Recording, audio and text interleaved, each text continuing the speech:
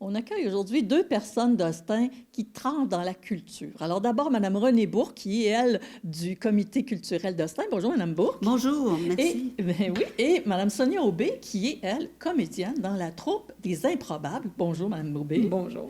Alors d'abord, la troupe des Improbables, c'est né sous le couvert, ou enfin sous le chapeau, je devrais dire, du Comité culturel. Ça a commencé comment, Mme Bourque? Oui, c'est exactement ça. En fait, au comité culturel, on était en train de terminer la rédaction de la politique culturelle et notre objectif, qui était très important, c'était de faire en sorte que les citoyens deviennent aussi des producteurs de culture, pas seulement des consommateurs, pas seulement des personnes passives pour aller assister à des spectacles, mais qui produisent aussi de la culture.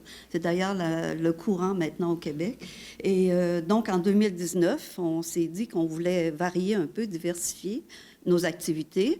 On avait déjà une chorale, on avait un regroupement d'artistes, d'art visuel, et quelqu'un a soulevé la question, pourquoi pas du théâtre? C'était un peu un projet d'envergure, je dois vous le dire, mais on a commencé comme ça, et j'ai commencé à recruter des personnes, surtout de bouche à oreille, mais on a eu quelques problèmes en 2019, vous en doutez. 2020, lors de la première réunion, c'était la COVID, on a dû tout reporter, et ça a été jusqu'en 2022 avant de pouvoir commencer maintenant à mettre sur pied le projet. Il a fallu aussi écrire une pièce de théâtre et également de trouver une formatrice parce que le premier groupe, et presque tout le premier groupe, donc, des membres de la troupe, n'avaient jamais fait de théâtre, sauf une personne. Alors, il fallait quelqu'un pour essayer de les diriger. Alors, on a recruté une dame de La Ruche, de l'école de La Ruche, qui est excellente, qui est toujours là d'ailleurs, qui nous aide aussi maintenant. Alors, Vicky, on va le dire son nom, hein, Vicky Perron. Et donc, une fois qu'on a eu notre formatrice, on a fait un programme de formation, plus d'initiation. Et après ça, bien là, on a commencé. Et en 2022, on a fait notre première pièce de théâtre, écrite par des gens d'Austin, qui était sur Nicolas Austin, le fondateur. Votre fondateur, voilà, c'était donc une pièce historique. Il y a eu une deuxième pièce, une troisième pièce, et donc on est rendu là maintenant aujourd'hui. Et ça s'appelle justement, là, je ne me trompe pas, Oui. c'est le Café des Sports. Alors, Sonia, le Café des Sports, c'est une comédie.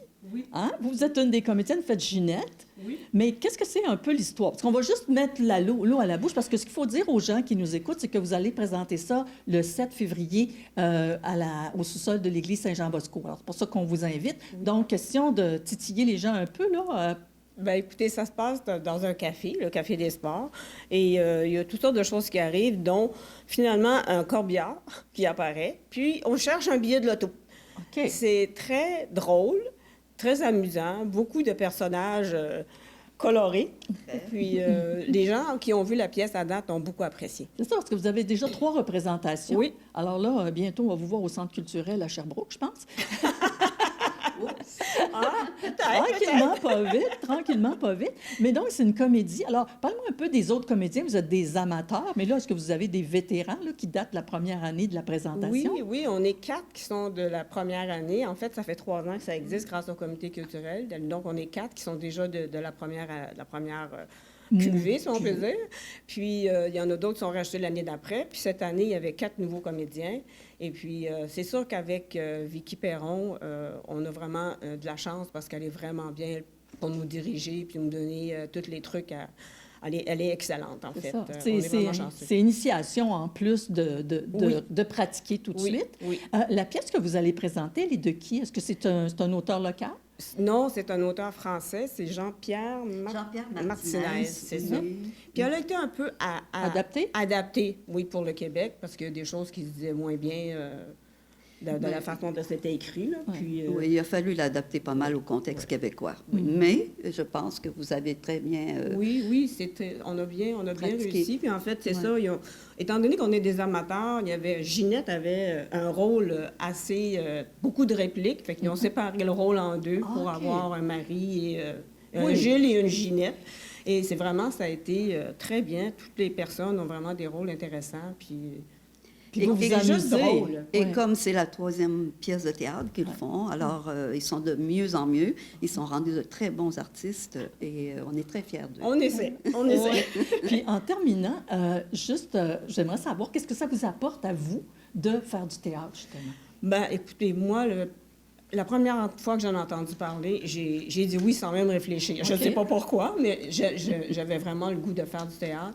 Ce que ça m'apporte, c'est beaucoup de plaisir, surtout. C'est un loisir, c'est très social parce que tu viens vraiment intime avec les gens avec qui tu pratiques. Surtout cette année, on a eu à faire des répétitions presque à toutes les semaines, de avril à septembre, pour pouvoir vraiment jouer notre pièce comme des on le pros. voulait. Comme des pros. Comme des pros. Alors donc, on s'arrête là-dessus. Merci beaucoup. On vous dit le mot de Cambronne, comme on dit toujours aux comédiens.